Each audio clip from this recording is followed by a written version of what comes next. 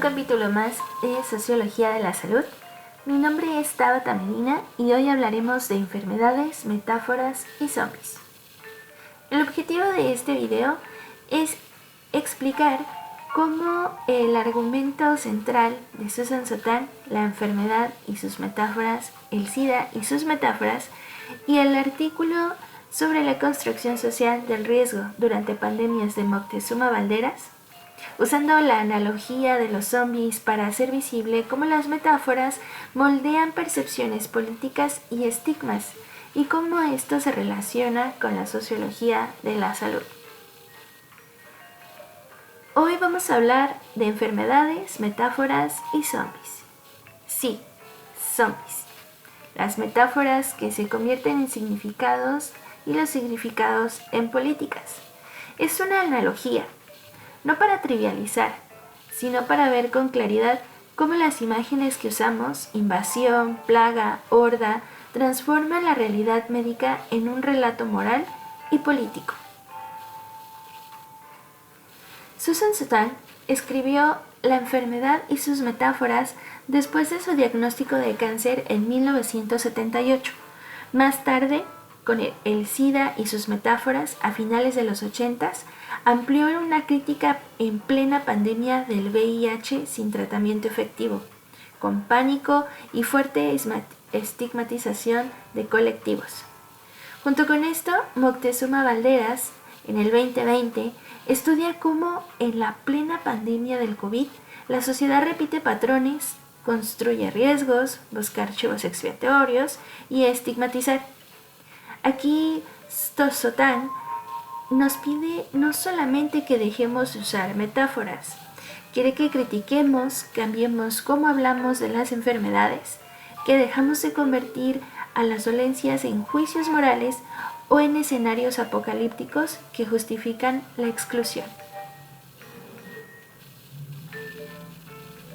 La analogía zombie y por qué funciona. Cuando hablamos de zombies, pensamos en una horda, contagio, miedo, fronteras que se rompen. Pero eso es exactamente lo que hacen ciertas metáforas de la enfermedad. Por ejemplo, la enfermedad bélica está el cuerpo de una ciudad ascendida a la enfermedad, una horda invasora. La metáfora de la peste, el zombie, el otro, el portador, una ciudad que debe purgarse. Y la metáfora de la maduración, un zombie inevitable. Si te infectan, tarde o temprano te convertirás. Con estas imágenes, el enfermo deja de ser persona y pasa a ser peligro, un zombie simbólico. Sontag muestra cómo eso genera culpa, aislamiento y políticas punitivas. Hablaremos de conceptos clave que definen mucho en cómo vamos a cambiar nuestra perspectiva. Comencemos por la metáfora de la enfermedad, una representación simbólica que convierte a la enfermedad en algo que es más que un hecho médico, cargándola de significado social o morales. En definición, pues es transformar un hecho médico en una representación social y moral. En el mundo zombie, esto es como tratar la infección como una maldición que convierte gente en muertos vivientes. Resultado, miedo ritualizado. Por otro lado, la concepción punitiva es lo ideal de que el paciente es responsable de su mal. Aquí es como si estuviera siendo castigado por su estilo de vida o sus emociones. Como definición sería la idea de que el enfermo merece su mal por su conducta. En este caso, los zombies que salen de fiesta trajeron la plaga a lo que se buscaron culpa al individuo del grupo. El estigma son las consecuencias sociales de esas metáforas Esto convierte al enfermo en alguien marcado, culpable o avergonzado. Por ejemplo, el cáncer, el silencio, el SIDA, el castigo por inmoralidad. Por definición, es una marca social que excluye o marginaliza, y en el mundo zombie serían barrios etiquetados como zonas zombificadas y desalojos, toques de queda. Están las metáforas bélicas. Este término se usa como lucha cruzada. Es una lucha contra el enemigo, para describir la enfermedad, lo que carga al paciente de presión y crea visiones de guerra en torno al cuerpo.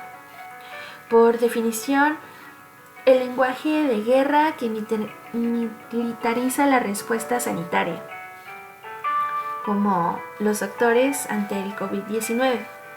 En un mundo zombie es declarar una zona de guerra, patrullas, cuarentenas punitivas, películas de acción, por ejemplo. También tenemos la metáfora de maduración o enfermedad lanzada. El SIDA es descrito como inevitable, mortal, porque se le asocia a una evolución natural hacia la fase terminal. Esto se consolida un fatalismo médico y social. Por definición, ver la enfermedad como un proceso que es inevitable termina con la muerte. En el mundo zombie, si tienes la mordida, tarde o temprano te convertirás.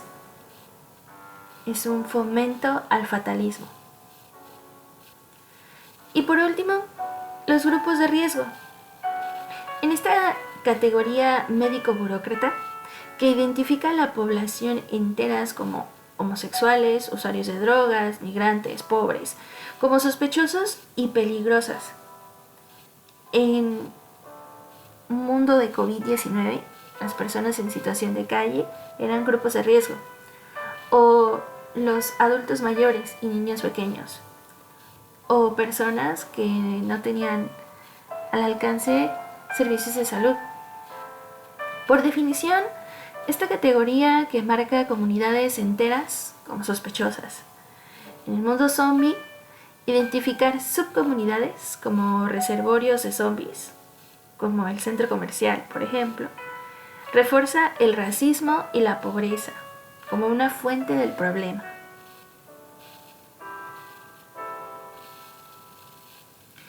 ¿Qué hace la sociología de la salud en todo esto? Lenguaje, percepción, política y consecuencias. La construcción social de riesgo. Aquí el riesgo no solamente es la probabilidad de cómo la sociedad lo interpreta. Por ejemplo, si los no muertos en los medios muestran siempre muchedumbres y llevan máscaras para señalar la culpa y de que son zombies.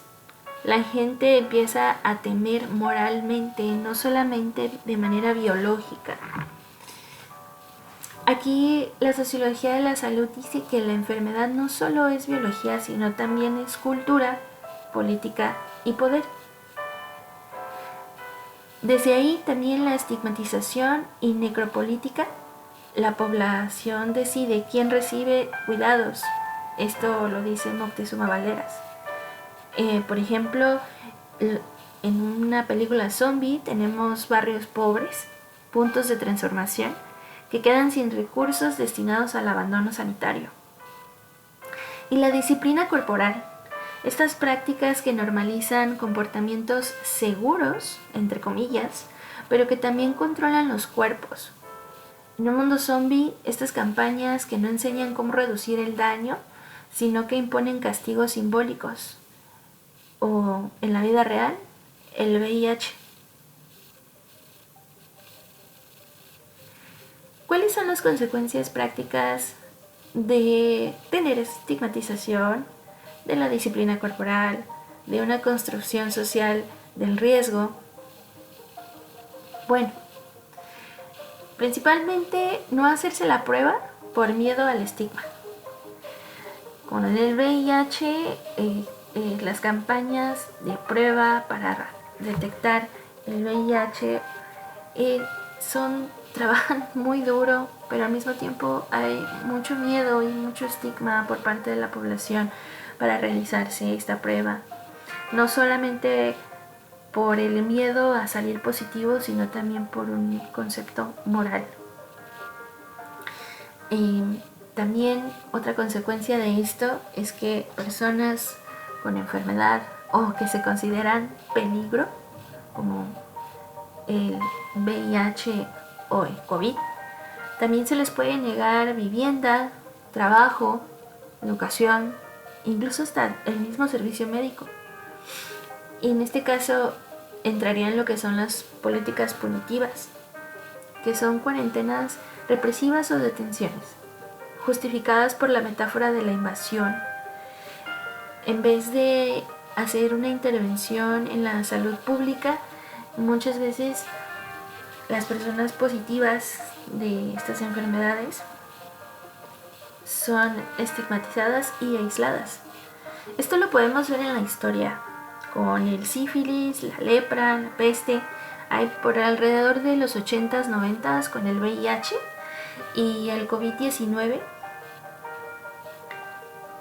Hubo mucha desinformación y mucho estigma y miedo ante las conductas que pudieran ponernos en riesgo. Aquí un ejemplo personal. La mamá de mi novio tuvo COVID. Y en este caso hubo mucho miedo. Así como cuando en las películas vemos que se convierten en zombies y tienen que pues dejarlos o acabar con su vida. En este caso pues él tuvo que decidir apartarse de su mamá, ponerla en aislamiento, lejos de la familia, y fue un proceso muy duro para él y para su familia volver a aceptar a su madre a casa, hasta no estar seguros que realmente ella no era alguien que pudiera contagiarlos. Él tomó las riendas de su casa durante el tiempo que su madre estuvo en recuperación, y hubo una herida emocional, psicológica en la relación, porque al ser cabeza de familia tuvo que decidir de manera más racional y no emocional, y no permitirle su regreso a casa hasta que ella no estuviera sana. Sin embargo, hubo mucho miedo cuando se aceptó que volviera a casa por todas estas creencias que se generaron alrededor de ser positivo en COVID, a pesar de ya haber recibido un tratamiento y a pesar de ya no presentar los síntomas. Es un caso muy fuerte y supongo que este caso se puede repetir en sin fin de familias, pero es real. Aquí vamos a tener una reflexión un poco crítica. Me gustaría analizar si algo de todo esto fue confuso. Pues sí. Al principio me costó un tanto distinguir la metáfora de la realidad médica. Es decir, entender que llamar invasión a una infección no explica la causa biológica en sí, solo modula una respuesta social. Esto es un poco confuso porque la metáfora parece ofrecernos una guía práctica, como por ejemplo el hecho de luchar contra la enfermedad, pero en realidad, ¿cómo puede segregarnos frente a las medicinas más efectivas y humanas, como la educación, la prevención o los cuidados? ¿Algo cambió en mí después de Sackman? Sí, Lo más nuevo fue conectar con la necropolítica y la metáfora. Esto me ayuda a comprender cómo llamarle plaga a algo que puede legitimar políticas que deciden quién vive y quién no. Antes, la verdad, pensaba en esta metáfora como una figura de estilo. Ahora considero que es una herramienta política. Ahora escucho distinto estos discursos oficiales cuando señalan algún tipo de enfermedad o padecimiento como amenaza total. Y me pregunto, ¿quién gana y quién pierde con esta forma de hablar ante una enfermedad? Y hay más cosas por explorar a fondo. Quisiera investigar cómo los medios y redes sociales amplifican estas metáforas y generan pánicos localizados, que luego se traducen en políticas. También estaría interesante estudiar estas estrategias comunicativas que desactiven estos estigmas, campañas que expliquen cuál es el verdadero riesgo sin moralizar, como las personas con VIH. ¿Por qué? Pues porque si la metáfora puede crear daño real, quiero creer que la comunicación pública puede prevenirlo y sería una vía práctica para mejorar la salud pública y la justicia social. ¿Qué propone SOTAN y qué podemos aplicar el día de hoy ante una situación así? Aquí ella propone desarmar estas metáforas, señalar cuando el lenguaje moraliza la enfermedad y prevenir un discurso clínico y socialmente informado. Algunas acciones concretas sería evitar metáforas belicistas, esto con un poco de ayuda pública, educar en reducción de daños. Aquí sería, en lugar de moralizar, mejor prevenir con serias estrategias que podrían ayudarnos a prevenir una enfermedad. Por ejemplo, en el COVID, pues sería al estornudar usar el codo, lavarse las manos cada 20 minutos, desinfectar superficies, usar cubrebocas. En este caso del VIH, usar preservativos, realizarse la prueba cada 3 meses y tener prácticas seguras sexuales con métodos de prevención de barrera. También podríamos proteger los derechos laborales y la privacidad. Si bien he sabido que la pandemia devastó la economía mundial, porque muchas personas que tenían esta enfermedad eran despedidos, sí, esto es real. Así como también cuando eres positivo de VIH y te privan de labores o tu casa y oportunidades. Y por último, pues atacar estas desigualdades estructurales. Afortunadamente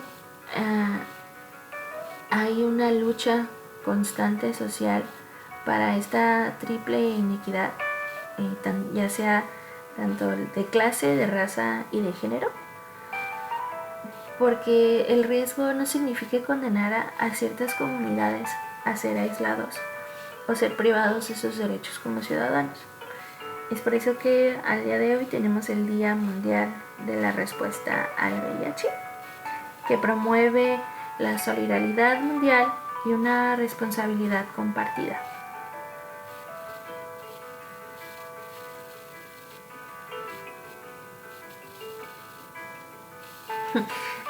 Y ya por último, pues bueno, si usamos la metáfora correcta, no la del zombie que se deshumaniza, podemos transformar el miedo en cuidado. El reto es político y cultural, sí, repensar cómo hablamos y cómo enseñamos y cómo protegemos, pero la sociología de la salud nos da herramientas críticas para prevenir estos viejos errores. ¿Te imaginarías un mundo donde la epidemia fuera tratada sin convertirse en el otro o en ellos?